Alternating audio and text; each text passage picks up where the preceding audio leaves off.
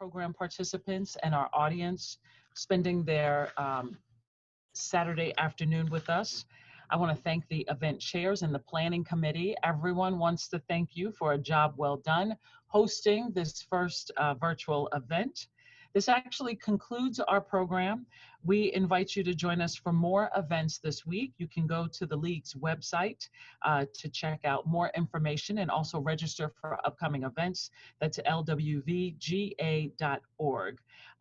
Andrea Paul, if you don't know Andrea Paul, you are the door prize winner. And my understanding is that your door prize will be mailed to you this week. So congratulations to Andrea. Thank you all for being here. We also have more surprises and engaging programs for you when you log on to the website to get more information. As we all know, just a few weeks ago, we lost a civil rights giant, right? A legend, and we've lost several this year. We wanted to leave you today with a profound message from our very own Congressman John Lewis. So stay tuned. Thank you for being here.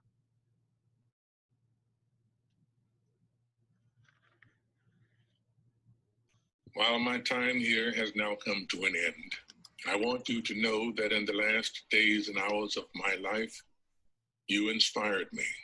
You filled me with hope about the next chapter of the great American story when you used your power to make a difference in our society. Millions of people motivated simply by human compassion laid down the burdens of division. Around the country and the world, you set aside race, class, age, language, and nationality to demand respect for human dignity. That is why I had to visit Black Lives Matter Plaza in Washington. Though I was admitted to the hospital the following day, I just had to see and feel it for myself, that after many years of silent witness, the truth is still marching on. Emmett Till was my George Floyd. He was my Rayshard Brooks, Sandra Bland, and Breonna Taylor. He was 14 when he was killed, and I was only 15 years old at the time. I will never, ever forget the moment when it became so clear that he could easily have been me. In those days, fear constrained us like an imaginary prison, and troubling thoughts of potential brutality committed for no understandable reason were the bars. Though I was surrounded by two loving parents, plenty of brothers, sisters, and cousins, their love could not protect me from the unholy oppression waiting just outside that family circle. Unchecked, unrestrained violence and government-sanctioned terror had the power to turn a simple stroll to the store for some Skittles or an innocent morning jog down a lonesome country road into a nightmare.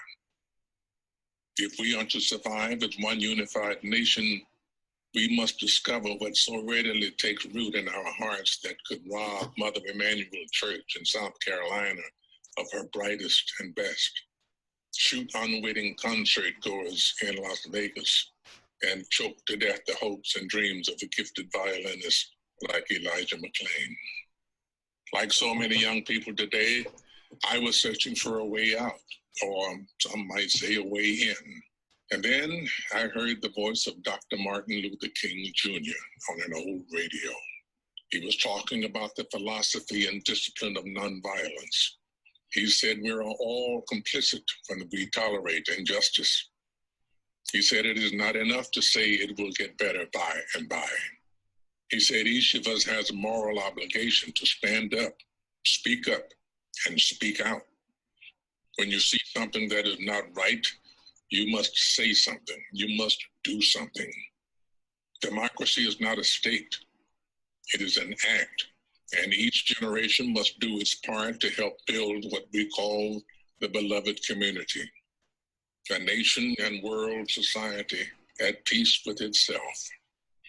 Ordinary people with extraordinary vision can redeem the soul of America by getting in what I call good trouble, necessary trouble. Voting and participating in the democratic process are key. The vote is the most powerful nonviolent change agent you have in a democratic society. You must use it because it is not guaranteed. You can lose it. You must also study and learn the lessons of history because humanity has been involved in this soul-wrenching existential struggle for a very long time. People on every continent have stood in your shoes through decades and centuries before you. The truth does not change, and that is why the answers worked out long ago can help you find solutions to the challenges of our time. Continue to build union between movements stretching across the globe, because we must put away our willingness to profit from the exploitation of others. Though I may not be here with you, I urge you to answer the highest calling of your heart and stand up for what you truly believe. In my life, I have done all I can to demonstrate that the way of peace, the way of love and nonviolence is the more excellent way. Now it is your turn to let freedom ring.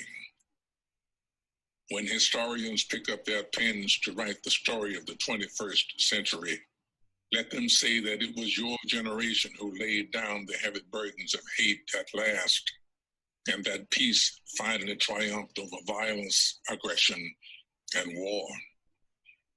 So I say to you, walk with the wind, brothers and sisters, and let the spirit of peace and the power of everlasting